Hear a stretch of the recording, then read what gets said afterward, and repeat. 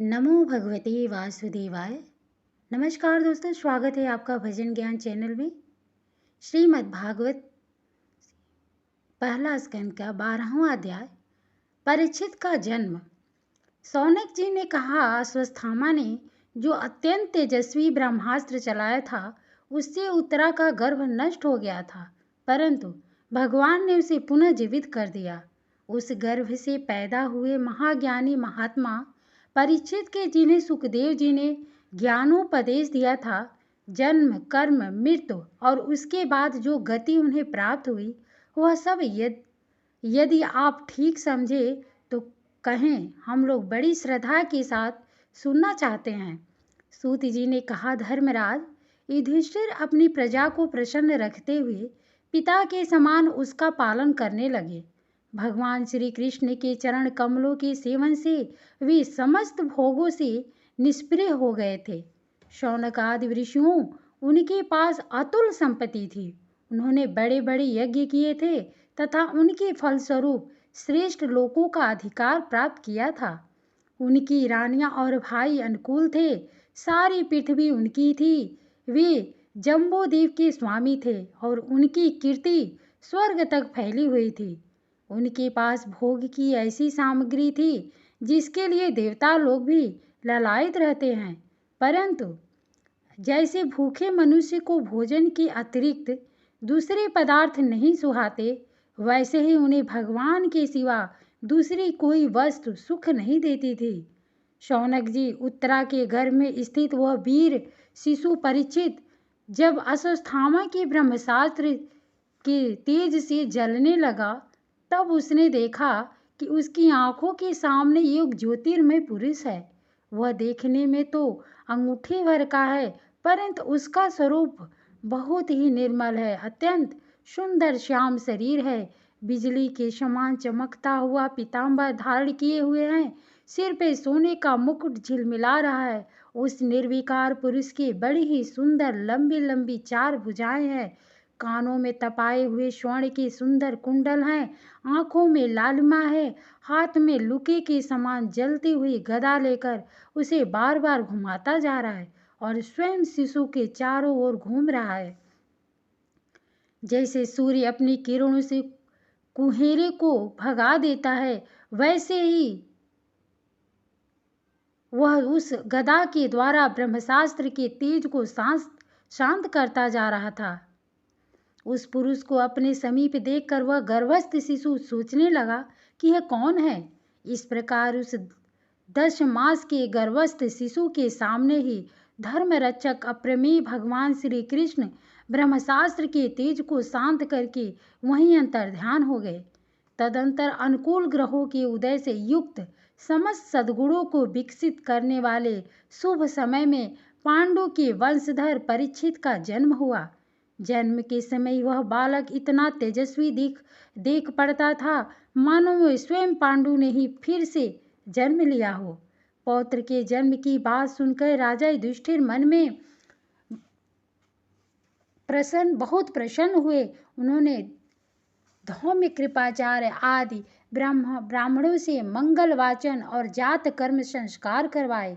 महाराज युधिष्ठिर दान के योग्य समय को जानते थे। उन्होंने प्रजा तीर्थ नामक काल में, अर्थात नाल काटने के पहले ही, ब्राह्मणों को स्वर्ण गौवें, पृथ्वी, गांव, उत्तम जाति के हाथी, घोड़े और उत्तम अन्न का दान दिया। ब्राह्मणों ने संतुष्ट होकर अत्यंत विनय युधिष्ठिर से कहा, पुरुवंश शिरोमणे, काल की दुनिवार गति से यह पवित्र पुरुवंश मिटना ही चाहता था, परंतु तुम लोगों पर कृपा करने के लिए भगवान विष्णु ने यह बालक देकर इसकी रक्षा कर दी, इसलिए इसका नाम विष्णु रत्र होगा। निसंदेह यह बालक संसार में बड़ा यशस्वी, भगवान का परम भक्त और महापुरुष होगा। युधिष्ठिर ने कहा, महात्माओं, यह बालक क्या अपने उज्जवल यश से हमारे वंश की पवित्र कीर्ति महात्मा राजर्षियों का अनुसरण करेगा? ब्राह्मणों ने कहा, धर्मराज, यह मनुपुत्र इक्ष्वाकु के समान अपनी प्रजा का पालन करेगा तथा दशरथ नंदन भगवान श्री राम के समान ब्राह्मण भक्त और सत्य प्रतिज्ञ होगा। यह उसी नर नरेश शिवी के समान दाता और शरणागत वत्सल होगा तथा याज्ञिकों में दुष्यंत के पुत्र भरत के समान अपने वंश का यश फैलाएगा। धनुर्धरों में यह सहस्त्रबाहु अर्जुन और अपने दादा पार्थ के समान अग्रगण्य होगा। यह अग्नि के समान दुर्धर्ष और समुद्र के समान दुस्तर होगा। यह सिंह के समान पराक्रमी, हिमाचल की तरह आश्रय लेने योग्य, पृथ्वी के सदृश तितिक्षु और माता पिता के समान सहनशील होगा। इसमें पितामह ब्रह्मा के समान समता रहेगी। भगवान शंकर की तरह यह कृपालु होगा और संपूर्ण प्राणियों को आश्रय देने में यह लक्ष्मीपति भगवान विष्णु के समान होगा। यह समस्त सद्गुणों की महिमा धारण करने में श्री कृष्ण का अनुयायी होगा। रति देव के समान उदार होगा और यह अयाति के समान धार्मिक होगा।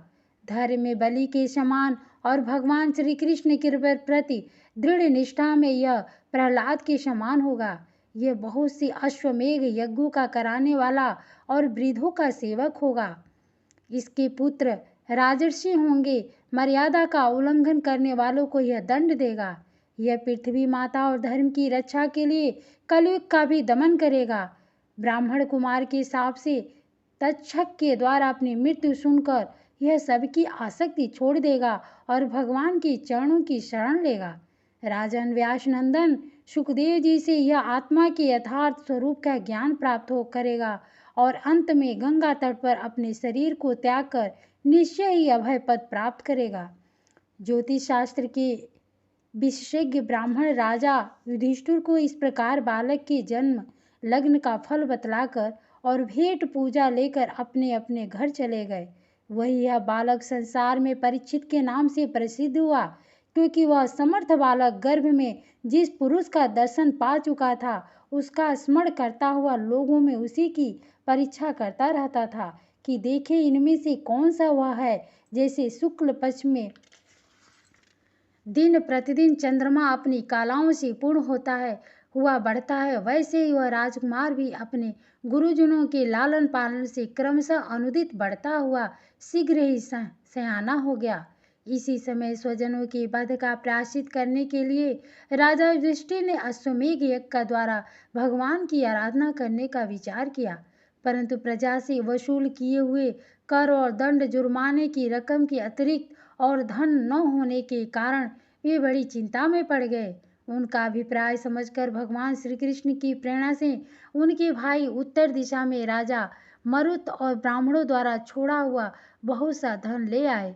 उससे यज्ञ की सामग्री एकत्र करके धर्मवीर महाराज युधिष्ठिर ने 3 अश्वमेघ यज्ञों के द्वारा भगवान की पूजा की। युधिष्ठिर के निमंत्रण से पधारे हुए भगवान ब्राह्मणों द्वारा उनका यह संपन्न कराकर अपने सुहृद पांडवों की प्रसन्नता के लिए कई महीनों तक वहीं रहे। शौनक जी इसके बाद भाइयों सहित राजा युधिष्ठिर और द्रौपदी से अनुमति लेकर अर्जुन के साथ यदुवंशियों से घिरे हुए भगवान श्री कृष्ण ने द्वारका के लिए प्रस्थान किया। राधे राधे, धन्यवाद।